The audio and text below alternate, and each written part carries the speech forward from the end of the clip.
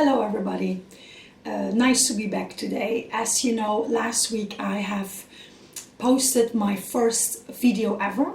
I was very excited about it, very nervous about it, but I did it, it went well, and I am up for it to do much more videos. I have to say, the videos that I would like to do are different kind of things. I just want to explain a little bit, not too much, but in a way, I would like to do videos about how we can be happy in our life, how we can be function well in relationships. It has to do with business, has to do with career, has to do with our own self-worth, and so many different kind of things. But I believe most of you already know what I do and how I function, but also other who are watching now have no clue what I really do or who I am.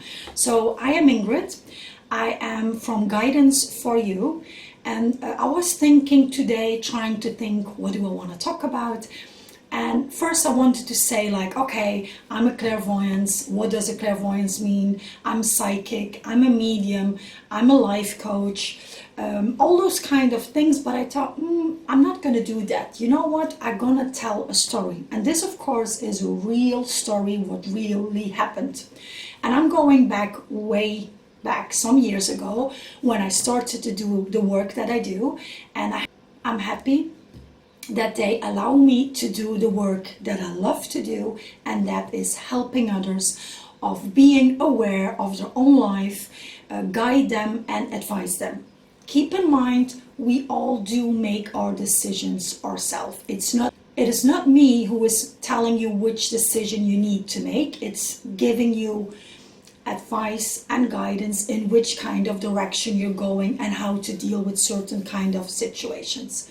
So, as I said, I'm going way back some years where I did in those days still home visits, and I had to drive around 30-35 minutes, and always when I was driving in my car towards a client, I would make my own connection with my guides, with my angels, with all the above who helped me to do this session or reading in a good way and right.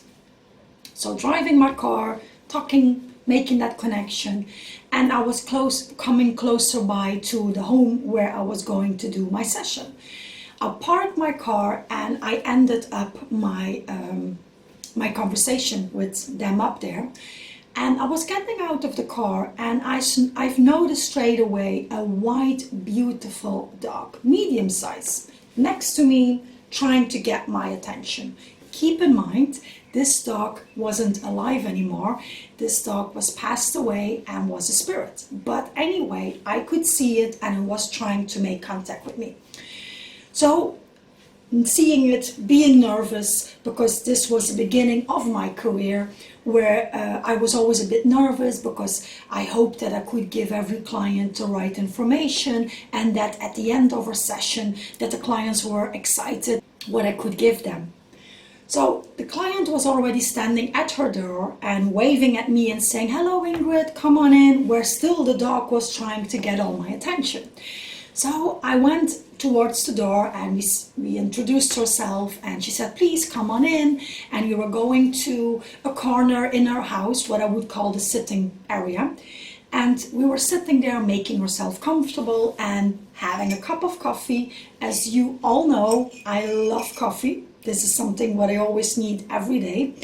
So we were sitting there, but even inside of the house, the dog was next to me trying to get my attention. So I was thinking, okay, Ingrid, can I tell this client there is a white dog trying to get my attention? I mean, was this really what I wanted to tell? Was I getting crazy? It was a little bit like, okay, what do I do? So we started our session where I explained certain kind of things towards this client. And at one point I said, "I am so sorry, but I need to tell you something. Next to me here is a beautiful white dog, medium size, and trying to get my attention." As soon as I said white, beautiful dog, this client started to cry.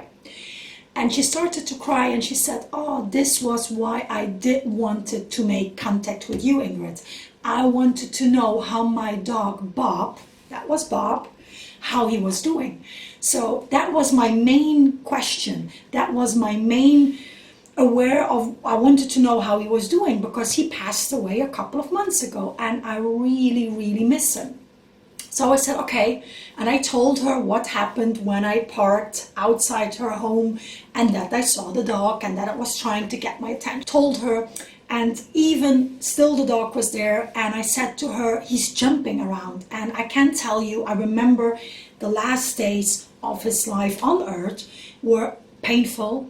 He was old, but how I'm seeing him at the moment is how he was in his best time. So that means playing again, jumping around, being excited, and without pain. So he was happy. That was what he was even trying to explain me. Tell her that I am out of pain, that I'm happy, and that I'm around.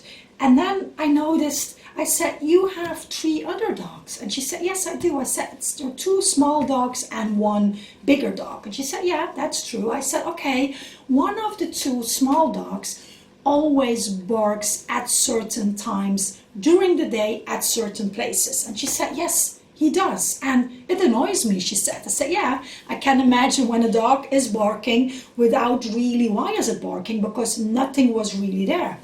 And I said, do you know why he's doing that? And she said, no, I don't know. I said, because Bob, still here, is trying to connect with the other dogs and is even playing with other dogs. And this small dog always played with Bob.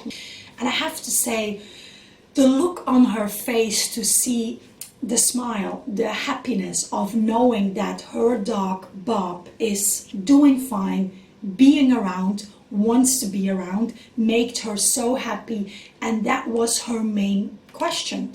So we talked a little bit more about Bob and even about the last couple of days until he passed away, how certain things went, and that she did make the right decision. Because even at that time, she was thinking, am I doing the right thing or not? Where Bob is telling me she did.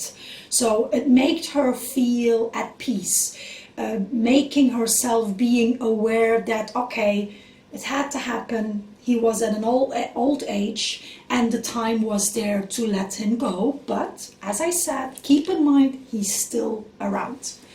So we laughed a little bit and we talked about it. And that was that day, that session, where I have to say, after I smiled in my car driving back home and thinking, okay, these things happen. So it is more in a way, when I do sessions with whoever, if there is a certain thing important that has to do with spirits, they will come around. If they want to make contact, they do. If they don't want to, they don't. So it depends of for who it is and who they want to connect with. It doesn't mean that on every kind of session that I do, that they do always make contact with spirits, because most of the times it is more about present questions. About, for example, their love situation or their marriage being in a difficult situation. How do I get out of it? Is it really worth to work on this relationship? And that's where I tune in. This is something else where I will talk about another time. So I really hope you enjoyed this video where I talked about this beautiful white dog. And as I'm saying, this is part 1. And I'm looking forward to go to part 2, what you will see in a couple of days. And that is where I'm going to give you another example of a story, what happened, so that you see what I do, how I do certain things, and how I connect. I'm really looking forward to my next video. So be safe, take care, and I'm saying goodbye for now. Bye.